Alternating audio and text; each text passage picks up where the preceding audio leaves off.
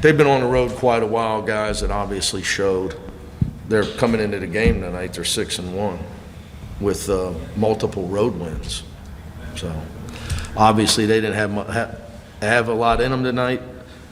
We got away with Tyler having his an off night, probably his first big off night for us. Lazar obviously was great, very happy for him. But he's put in extra work. Eric Daly continues to be our most consistent guy because Eric Daly's got the most consistent work ethic of all of our players. Other than that,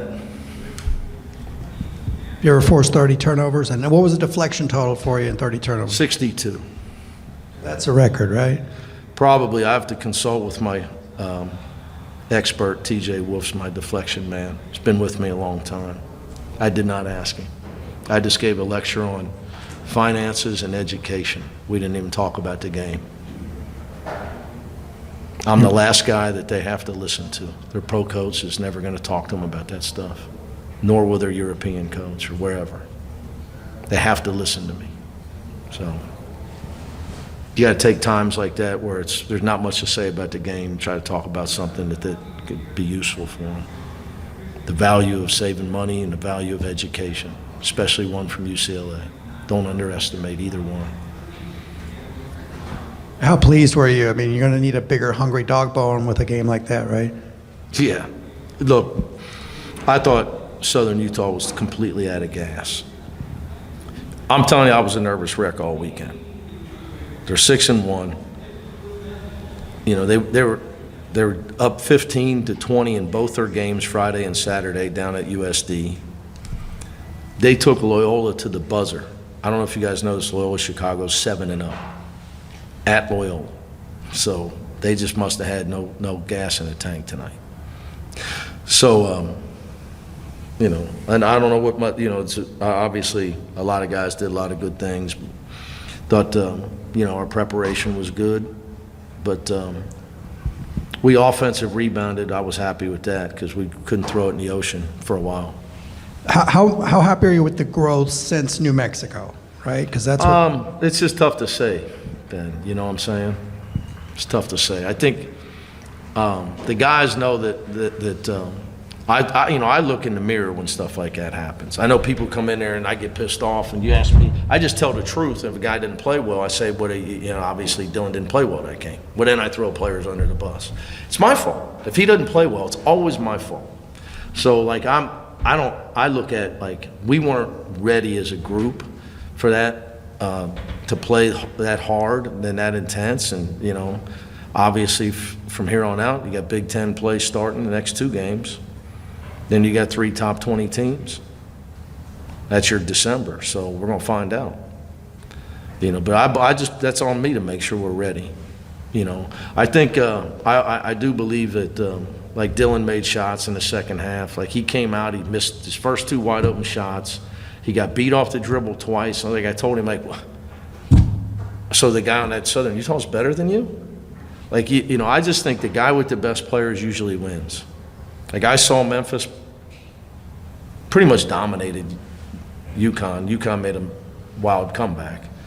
I mean, I saw them today. Like they got really, like their 2 guards are big time. Them guys can play, man.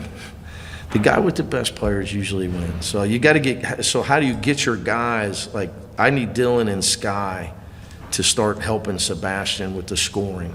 Obviously, Trent's got a world of talent. Just trying to get him comfortable because that's what's going to win. Coach, how important is turnover margin to you guys winning? Huge. My whole career, I'm a huge believer in it. Well, I mean, tonight it was crazy, obviously. We had 8 turnovers, but 4 of them were illegal screens. Will's got 1, and Dye's got 3. So Coach Savino's got to run tomorrow. He could use it anyway. You know, you got to teach big guys how to screen properly. And he does, so I'm just kidding about him. He's the best. But there's just no excuse for stuff like that. So, is it really setting it? We teach how to set it. It's not like Darren's one of the best. Like those guys been taught. So frustrating. I got to see him on film to see if maybe it was the calls. But I'm a huge believer in turnover margin. Always have been. It's just math. Like all these guys with all the analytics and all the new, they want you to pay $100,000 for them to give you, an analytic breakdown. When I was in Bob Huggins in '95 and we're sitting in my office at 10 o'clock at night figuring out points per possession, it's how hard is it?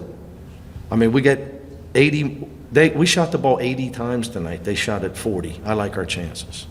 So, turnover margin is, that's a possession. Rebounds, so if you get 10 to 15 more possessions than your opponent, you're going to have a hell of a season per game.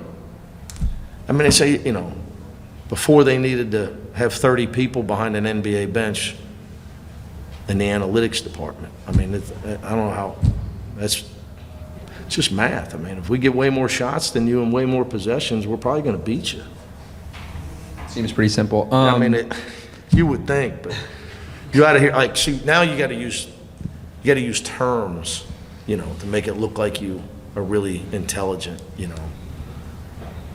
What does it say just about your team and your depth that you guys can flourish so much offensively when Tyler Bilodeau has 4 points and goes 2 of 10? Well, it's going to happen, right? I mean, it happens to all good players, We're going to show our IQ and start throwing. And he's an extremely adroit offensive player in the mid post. Okay, but tonight he struggled. So we're going to start talking like the analytics guys, me and you. We get 80 shots, they get 40. It's time to go eat. Anybody got anything else? Yeah, let's go. Yeah, come on, man. Let's go. I mean, we shot it 80 times. They shot 20.